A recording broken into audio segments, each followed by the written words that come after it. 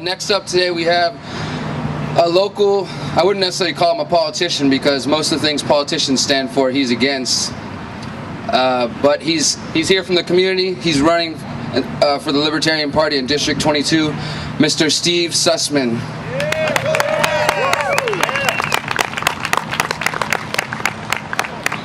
Hey everybody. What's up, Steve? Shorty. We're here again, next door to this disgrace. Another year, nothing's been done. People keep following the fake left-right paradigm. What good was the Tea Party, really? Just an underground organization, a way around laws to get the same tyrants, the same people who keep us trapped in the same prison.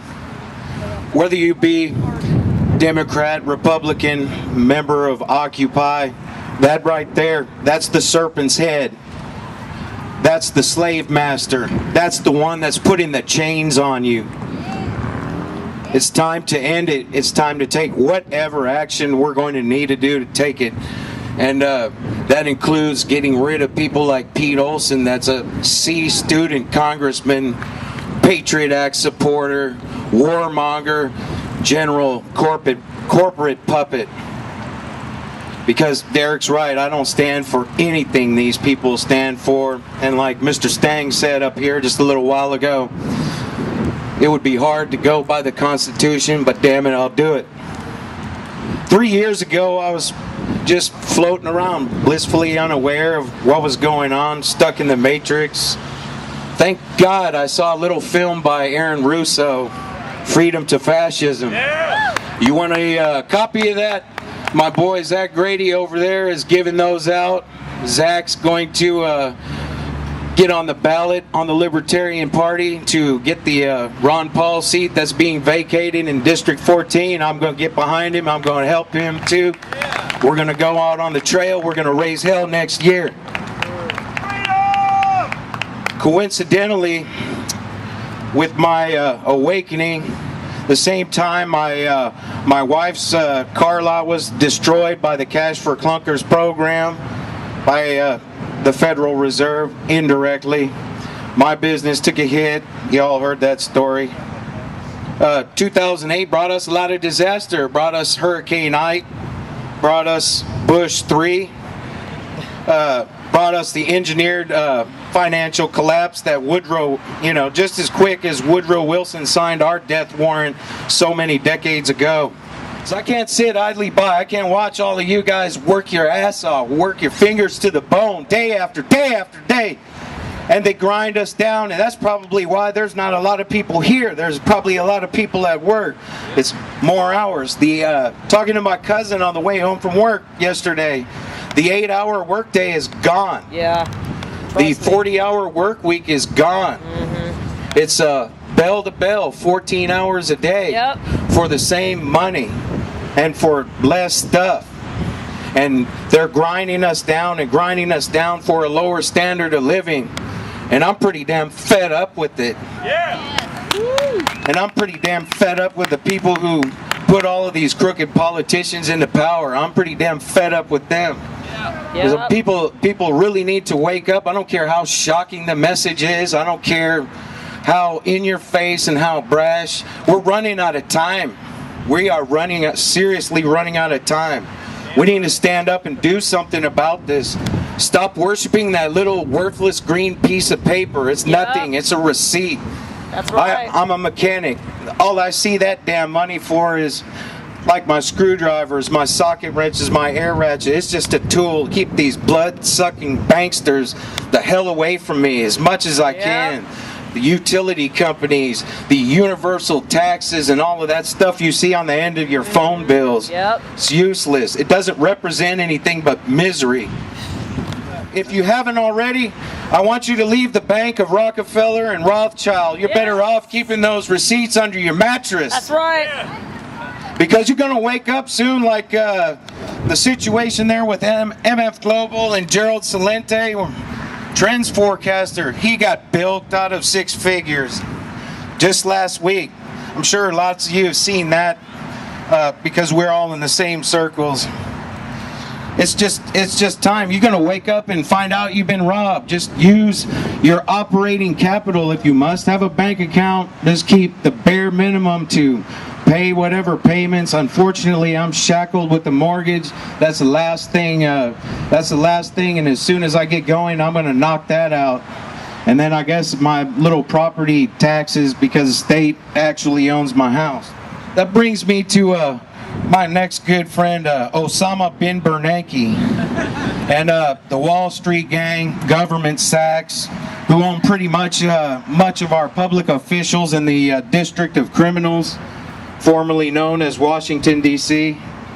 Let's face it, folks, forget about the two-party system. They've thrown us overboard. They don't care about you.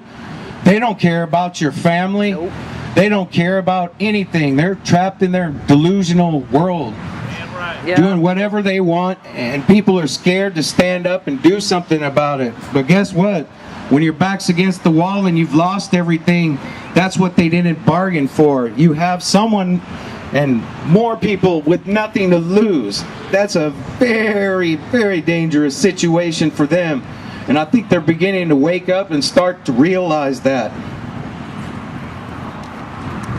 And all these politicians, career criminals I call them, they're owned by the same people. Get on opensecrets.org. Plug in any name, any congressman, senator, whoever. It'll tell you who owns them. Bank of America. Like my opponent, Pete Olson, owned by Halliburton. He's owned by Nalco, the makers of Corexit Death 9500. That's killing my brothers and sisters in Louisiana with the blue flu. It's obliterated our seafood and sea life. It's a disgrace. It's an utter disgrace. And guess who makes that funny money and that fuel to fuel those fires? Right over there. This economy is it's a sham. It's being propped up. And it's about to come to an end. Everybody knows our money's not worth anything. Expanding the money supply is what they're good at. And it's about to come to an end. My friend, Mr. John Bush, he'll be talking more about that later. And his solutions of getting over that, and his solutions of getting rid of the Fed. My point, they're the root of all the misery. They fund the TSA. They fund DHS. I never thought I'd see a day in my country, and I'm sad for it. You go to the airport, an NFL game, and in Tennessee, people are being sexually assaulted just to go on about their daily life. To go to Cousin Ed's house, go watch a game. Sickening, but no one does anything about it because it's always fear, fear, fear. Well, our Oath Keepers will do something about that real soon. Yeah. We even had to use a Federal Reserve notes to exercise our First Amendment today. We really should be exercising our Second Amendment. This Fed, they're just operating like a secret society. They're sending our sons and daughters off to war. And I'm sick of the wars too, funded by them. Funded by them day in, day out. Ever notice the common thread between all these conflicts, illegally declared wars? Halliburton, which is probably their partner over there. So I got a message to you, Osama bin Bernanke, Timothy Geithner, the rest of your ilk over there. We're multiplying. And for the rest of you, read the Declaration of Independence. What was happening way back then, it's happening all over now. Since our system no longer works for us anymore, we're going to dismantle the system. I'm not going to back down. I'm not going to be scared of the state's threats for violence, their tyranny. They're putting our backs against the wall, like I said before. The people are going to rise. It's our revolution. We are the revolution. We are the hope for the future. We are going to be the ones with the answer. And I want to thank you all for coming out. And